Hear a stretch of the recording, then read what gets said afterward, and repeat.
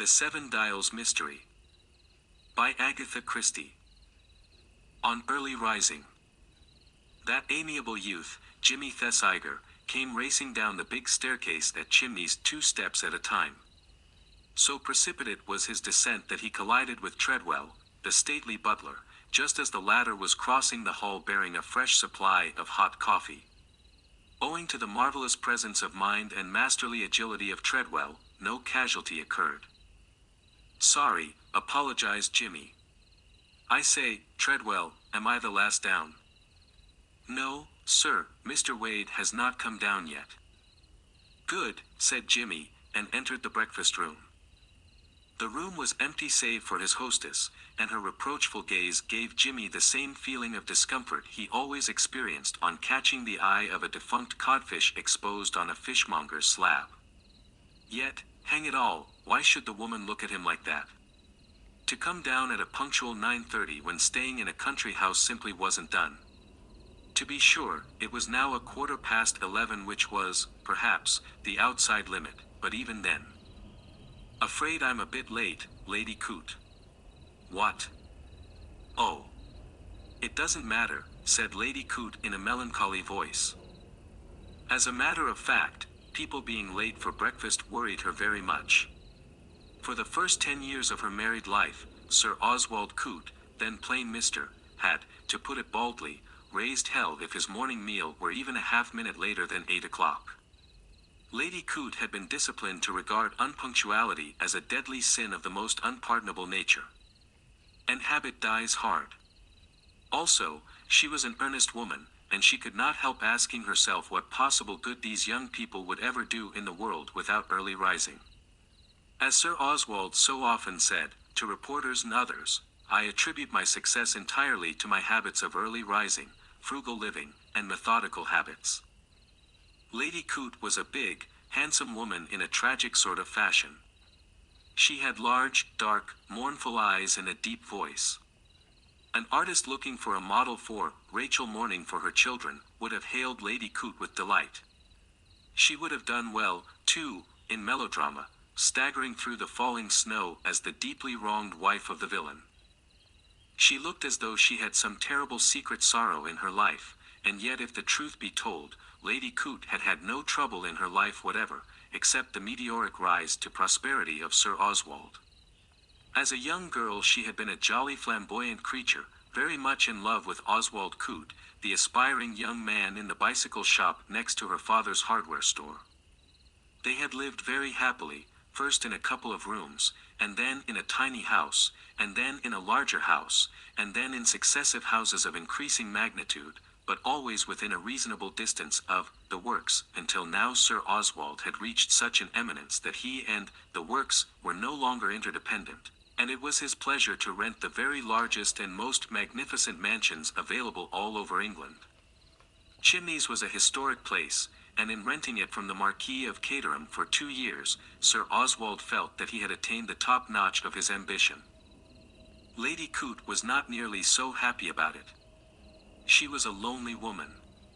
The principal relaxation of her early married life had been talking to the girl, and even when the girl had been multiplied by 3, conversation with her domestic staff had still been the principal distraction of Lady Coote's day.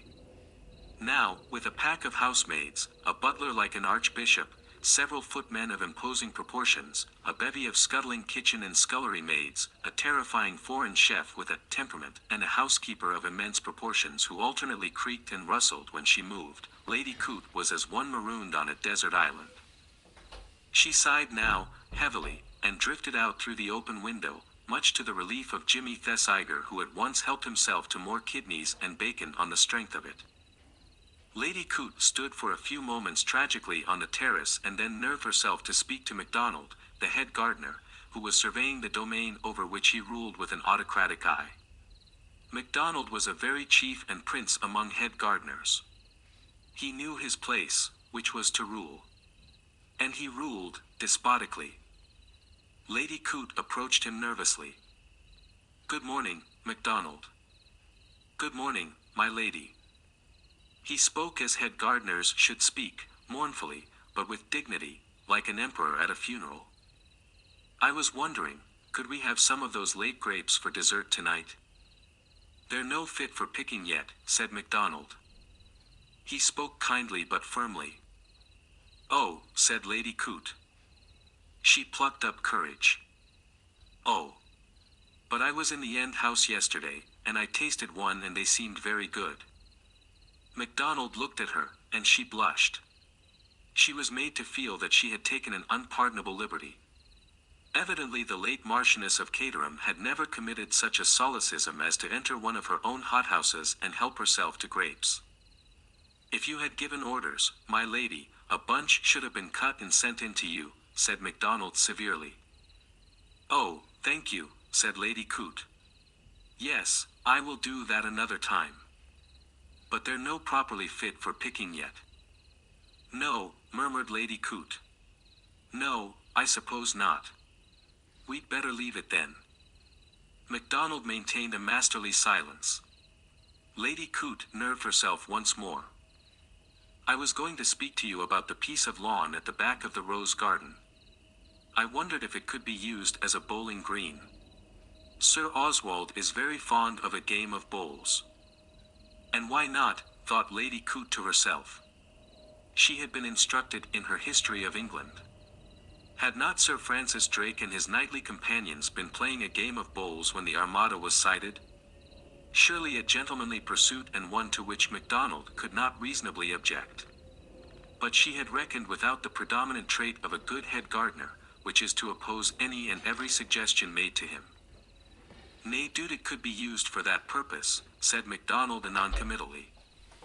He threw a discouraging flavor into the remark, but its real object was to lure Lady Coote on to her destruction. If it was cleared up and cut, and, all that sort of thing, she went on hopefully. Aye, said MacDonald slowly. It could be done. But it would mean taking William from the lower border. Oh, said Lady Coote doubtfully. The words lower border conveyed absolutely nothing to her mind, except a vague suggestion of a Scottish song, but it was clear that to MacDonald they constituted an insuperable objection. And that would be a pity, said MacDonald. Oh. Of course, said Lady Coote. It would. And wondered why she agreed so fervently. MacDonald looked at her very hard. Of course, he said, if it's your orders, my lady. He left it like that. But his menacing tone was too much for Lady Coote. She capitulated at once. Oh. No, she said. I see what you mean, MacDonald. And no, William had better get on with the lower border. That's what I thought myself, my lady. Yes, said Lady Coote. Yes. Certainly. I thought you'd agree, my lady, said MacDonald. Oh. Certainly, said Lady Coote again. MacDonald touched his hat and moved away. Lady Coote sighed unhappily and looked after him. Jimmy Thesiger, replete with kidneys and bacon, stepped out onto the terrace beside her, and sighed in quite a different manner. Topping morning, he remarked. Is it? Said Lady Coote, absently. Oh.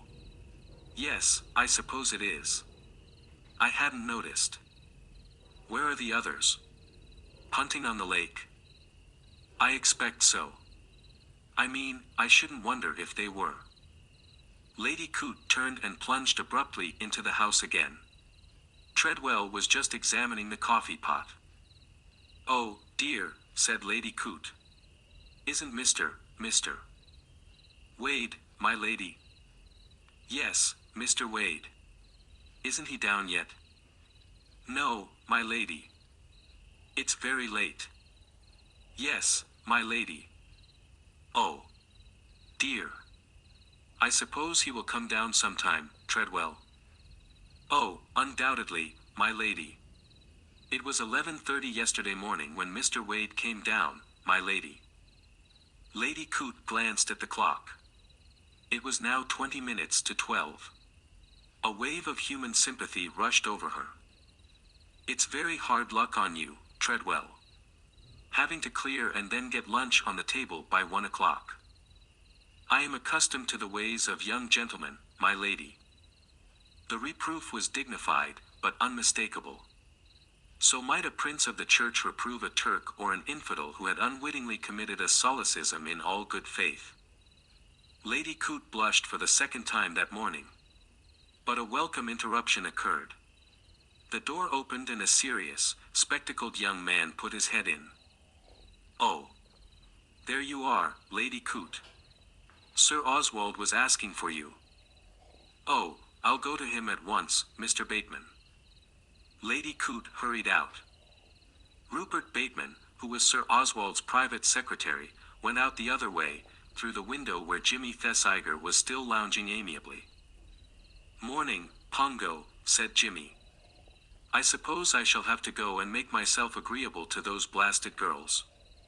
You coming?" Bateman shook his head and hurried along the terrace and in at the library window.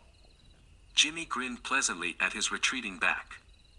He and Bateman had been at school together, when Bateman had been a serious, spectacled boy, and had been nicknamed Pongo for no earthly reason whatever.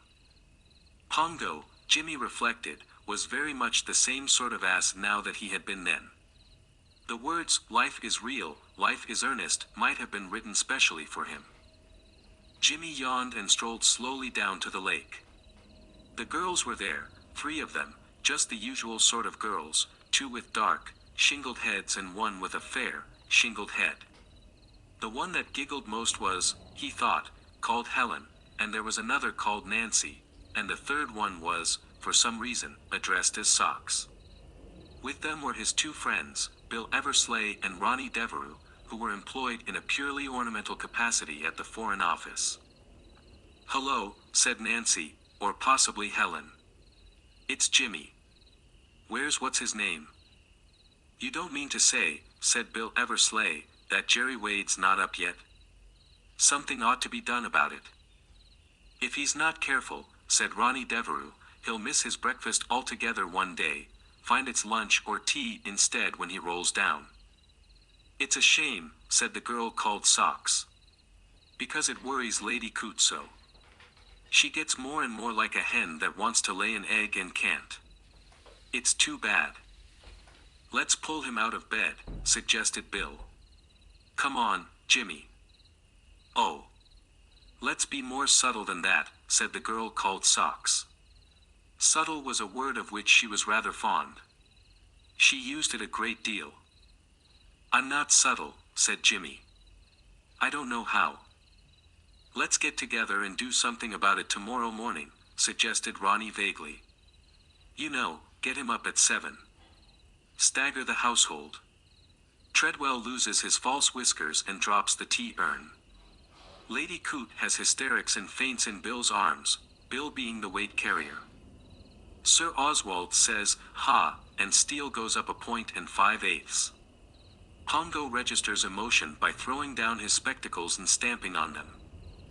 "You don't know Gerry," said Jimmy. "I dare say enough cold water might wake him, judiciously applied, that is. But he'd only turn over and go to sleep again." "Oh. We must think of something more subtle than cold water," said Socks. "Well, what?" asked Ronny bluntly. And nobody had any answer ready. "We ought to be able to think of something," said Bill. "Who's got any brains?" "Pongo," said Jimmy. "And here he is, rushing along in a hurried manner as usual. Pongo was always the one for brains. It's been his misfortune from his youth upwards.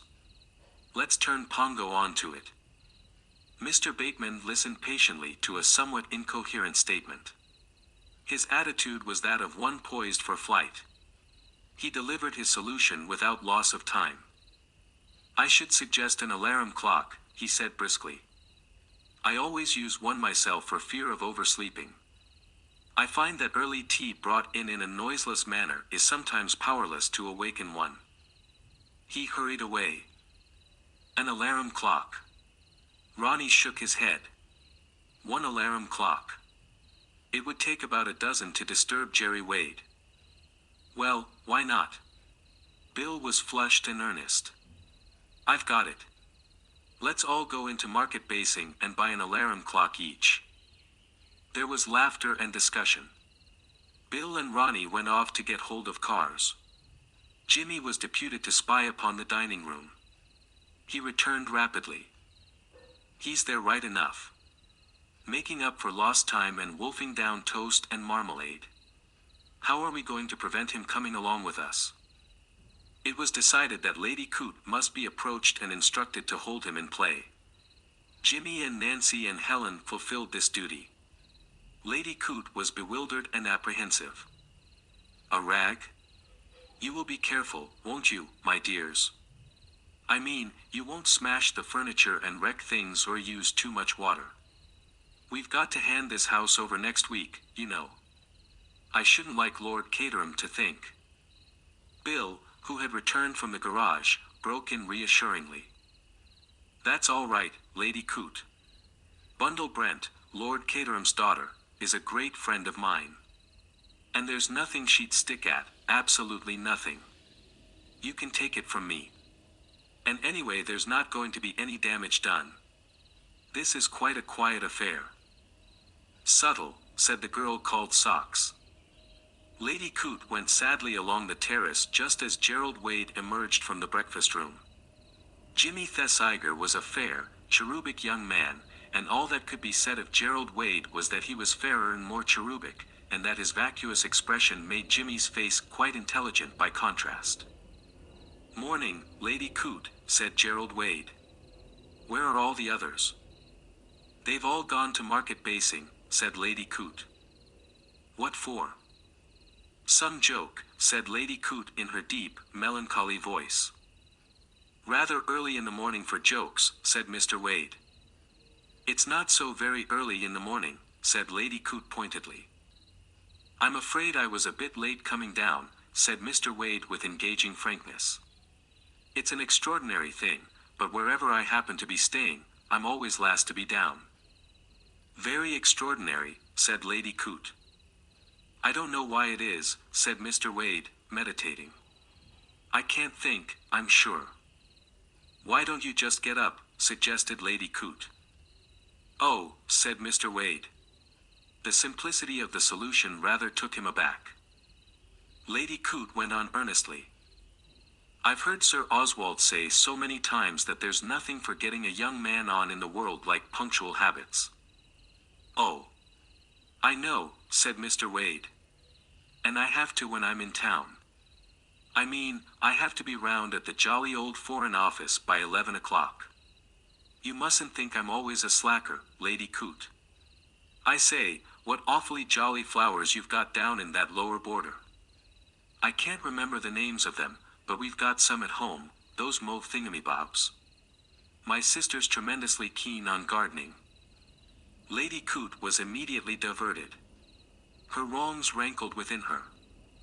What kind of gardeners do you have? Oh. Just one.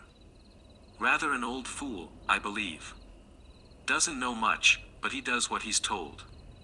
And that's a great thing, isn't it? Lady Coote agreed that it was with a depth of feeling in her voice that would have been invaluable to her as an emotional actress. They began to discourse on the iniquities of gardeners. Meanwhile, the expedition was doing well. The principal emporium of market basing had been invaded, and the sudden demand for alarum clocks was considerably puzzling the proprietor. I wish we'd got Bundle here, murmured Bill. You know her, don't you, Jimmy? Oh, you'd like her. She's a splendid girl, a real good sport, and mark you, she's got brains too. You know her, Ronny. Ronny shook his head. Don't know Bundle. Where have you been vegetating? She's simply it. Be a bit more subtle, Bill, said Socks. Stop blethering about your lady friends and get on with the business. Mr. Murgatroyd, owner of Murgatroyd Stores, burst into eloquence. If you'll allow me to advise you, miss, I should say, not the 7/11th one. It's a good clock, I'm not running it down, mark you, but I should strongly advise this kind at October 6th. Well worth the extra money. Reliability, you understand. I shouldn't like you to say afterwards. It was evident to everybody that Mr. Murgatroyd must be turned off like a tap. "We don't want a reliable clock," said Nancy. "It's got to go for one day, that's all," said Helen. "We don't want a subtle one," said Socks. "We want one with a good loud ring." "We want," began Bill, but was unable to finish, because Jimmy, who was of a mechanical turn of mind, had at last grasped the mechanism. For the next 5 minutes the shop was hideous with the loud raucous ringing of many alarum clocks. In the end 6 excellent starters were selected. "And I'll tell you what," said Ronny handsomely, "I'll get one for Pongo. It was his idea, and it's a shame that he should be out of it. He shall be represented among those present." "That's right," said Bill. "And I'll take an extra one for Lady Coote. The more the merrier. And she's doing some of the spade work. Probably gassing away to old Gerry now."